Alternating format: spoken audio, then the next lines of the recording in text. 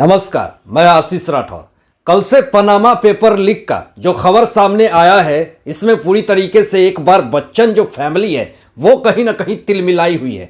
ये छेद जो थाली में करती थी, उन्होंने किस तरीके से संसद भवन में उनकी सांस फूलने लगी और किस तरीके से वो अपनी बात कहने लगी, पूरा राजभवन में पूरे जो मंत्री बैठे हुए थे उन सब के बीच में हड़कंप मच गई। आखिर उन्होंने ऐसी बात क्या कह दी, क्यों उनकी सांस फूलने लगी, वो वीडियो आपको दिखाऊंगा। लेकिन ये भी बताऊंगा कि पनामा पेपर लीक क्या है, जिसमें कि पूरा टैक्स चोरी का आरोप जिस तरीके से एक बार बच्चन फैमिली के ऊपर जिस तरीके से लग चुका है, एक बार फिर से बॉलीवुड सनसनी के बीच में फंसी हुई है कि आखिर अब क्या होगा बच्चन परिवार का। जिस तरीके से वो महानायक कहे जाते हैं, अब उनके परिवार के ऊपर जिस तरीके से मुसीबतों का पहाड़ जो टूट पड़ा है, ऐसी स्थिति में लगता है कि एक बार फिर से ईडी का शिकंजा कस चुका है बच्चन परिवार के ऊपर। बताएंगे पूरा मामला कि कल दिल्ली में 6 घंटे तक पूछताछ हुई है ऐश्वर्या राय बच्चन का पेपर लीक मामले में। पनामा पेपर लीक जो कि बहुत बड़ा स्कैम है, टैक्स चोरी का स्कैम जिस तरीके से उनके ऊपर लगा हुआ है, ऐसी स्थिति में अब ऐश्वर्या राय बच्चन का बच पाना मुश्किल लग रहा।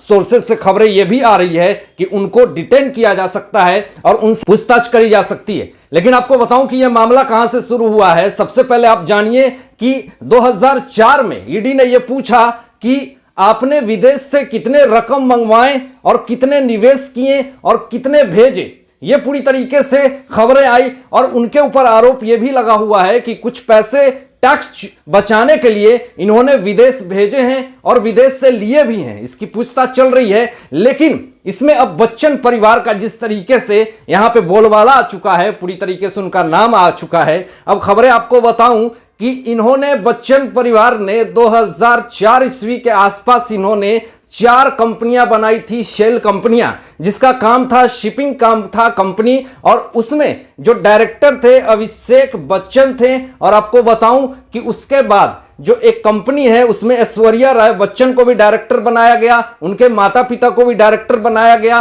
2008 ईस्वी में इस कंपनी को जो अमिताभ बच्चन की तरफ से जो 4 शेल कंपनियां थी जिनको बनाई गई थी, उसको 2008 ईस्वी में बंद कर दी गई। देन उसके बाद आपको बताऊं कि यह मामला जो निकल करके सामने आया वो 2016 ईस्वी में आया और इसकी इन्वेस्टिगेशन शुरू हो गई। और इन्वेस्टिगेशन शुरू होने के बाद ईडी ने 3 बार समन करी थी ऐश्वर्या राय बच्चन को, लेकिन तीनों बार ये उपस्थित नहीं हुई। फाइनली इनको जब ईडी की तरफ से पूरे तरीके से जब प्रेशर दिया गया, तब ये दिल्ली पहुंचती हैं और सवालों के घेरे में फंस जाती हैं। अब कहा गया है सोर्सेस से कि फिर से इनको बुलाया जा सकता है। ईडी जो है वो इनके जवाबों से असंतुष्ट है। यानी आप समझ लीजिए कि जो इस बॉलीवुड के महानायक कहे जाते हैं वो टैक्स को बचाने के लिए 4 सेल कंपनियां बनाते हैं और सिर्फ टैक्स की चोरी करने के लिए। यानी आप क्या समाज में मैसेज देने, ये बहुत बड़ा सवाल जो है वो कहीं ना कहीं उठ रहा है।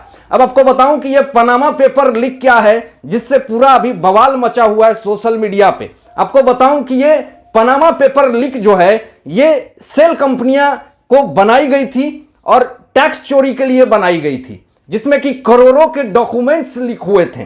950 कंपनियां थी, जिसमें कि एक कंपनियां जो इन्होंने 4 कंपनियां खोली थी उसमें अभिषेक बच्चन, ऐश्वर्या राय और बच्चन परिवार के नाम थे, जिसमें कि डायरेक्टर जो अभिषेक बच्चन थे, इन सब के नाम इसमें सामने आए थे, जिसमें कि ईडी का पूरी तरीके से शिकंजा जो है इसमें कस चुका है। और अब ऐसा लगता है कि पूरी तरीके से अब बच्चन परिवार पे ईडी का शिकंजा कसता हुआ दिख रहा है। अब एक तरफ दिल्ली में ऐश्वर्या राय बच्चन से ईडी पूछताछ कर रही थी, तो दूसरी भवन जो आप कहें संसद भवन में जया बच्चन अपनी बात रख रही थी। उनसे सवाल पूछे जा रहे थे कुछ और ये जवाब दे रही थी कुछ और। साफ लग रहा था कि ये कहीं का गुस्सा कहीं निकाल रही हैं और सीधा जिस तरीके से इन्होंने बीजेपी पे आरोप लगाया और जिस तरीके से इनकी सांस फूलने लगी, ऐसी स्थिति में ऐसा लगता है कि जो जया बच्चन जी हैं वो अपनी जो भड़ास है वो कहीं ना कहीं गवर्नमेंट पे निकालना चाह रही है। उनसे सवाल कुछ और पूछा गया और वो जवाब कुछ और दे रही हैं, क्योंकि कहीं ना कहीं साफ तौर पे ये लोगों ने कहा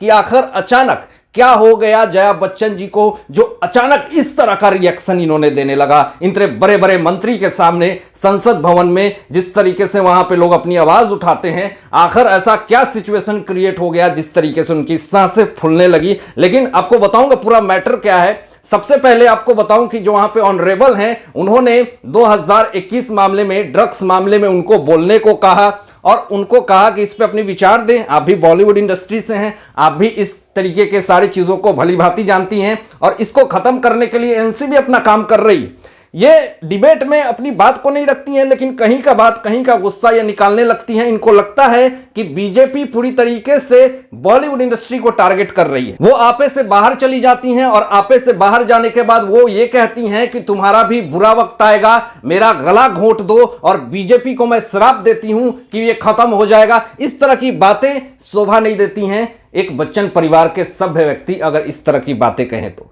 ये वीडियो मैं आपको दिखाऊंगा कि किस तरीके से वो इरिटेट होकर के ये बातें कहने लगती हैं। ये साफ तौर पे ये लगता है कि जिस तरीके से ईडी का शिकंजा कसा हुआ है ऐश्वर्या राय बच्चन के ऊपर, ये सारी चीजें जो है वो जया बच्चन को देखी नहीं जा रही है। इसलिए उन्होंने आपे से बाहर आकर के ऐसी ऐसी बातें कहनी शुरू कर दी जिससे ये लगता है कि ये अपनी भड़ास जो है वो गवर्नमेंट पे निकाल रही हैं। हालांकि इन्होंने 2021 ड्रग्स मामले में कुछ नहीं बोला, एनसीबी के बारे में कुछ नहीं बोला, बस सीधा सा यही कह दिया कि ये सारा कुछ जो है वो बीजेपी करवा रही है और बीजेपी के माध्यम से ये सारा खेल जो है वो निकल करके सामने आ रहा है। पहले आप इस वीडियो को देखिए कि इस वीडियो में किस तरीके से जया बच्चन जो है वो संसद भवन में अपने आपे से बाहर आ जाती हैं और किस तरह का अभद्र भाषा का प्रयोग करती हैं, कर्ज करती हैं, श्रापित करती हैं और ऐसी वर्ड और ऐसी बातें क्या शोभा देती है। इस तरह के जो पदाधिकारी संसद भवन में बैठ करके इस तरह का बयान देना, यह सच में बहुत ही शर्म की बात है। पहले आप इस वीडियो को देखें। What is going on?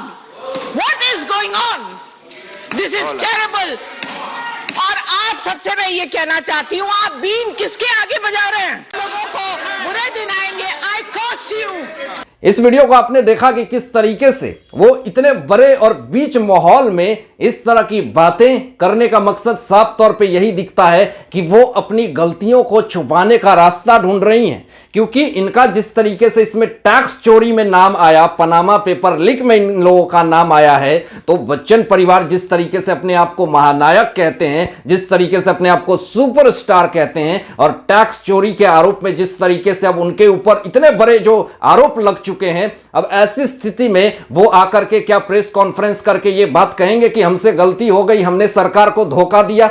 ये नहीं कहेंगे, लेकिन ये जरूर कहेंगे कि हमने थाली में, जिस थाली में खाते हैं उसी थाली में छेद करते हैं। ये इन्हीं का बयान था। इनका कहने का मतलब कि आप कितनी भी गलतियां करें, कितनी भी कुछ भी हो जाए, आपकी अगर पेट भरती है उस इंडस्ट्री से तो आप कुछ ना बोले। ये जया बच्चन का बयान है। किस तरीके से रवि किशन ने यह कहा था कि आप कौन होते हैं हमारी बेटियों और हमारे जो बच्चे हैं उनके भविष्य को बनाने की आप गारंटी लेते हैं, आप एक बंद कमरे में उनके साथ कॉम्प्रोमाइज करते हैं। तो इस तरह की बातें जब रवि किशन ने कही थी तो अभी जया बच्चन ने यह बात कही थी कि ये लोग हैं जो जिस थाली में खाते हैं उसी में छेद करते हैं। तो रवि किशन ने कहा था कि ना मुझे किसी ने थाली दिया, ना मैंने किसी के थाली में छेद किया, मैंने अपना थाली खुद बनाया है और अपना खाना भी खुद बनाया है।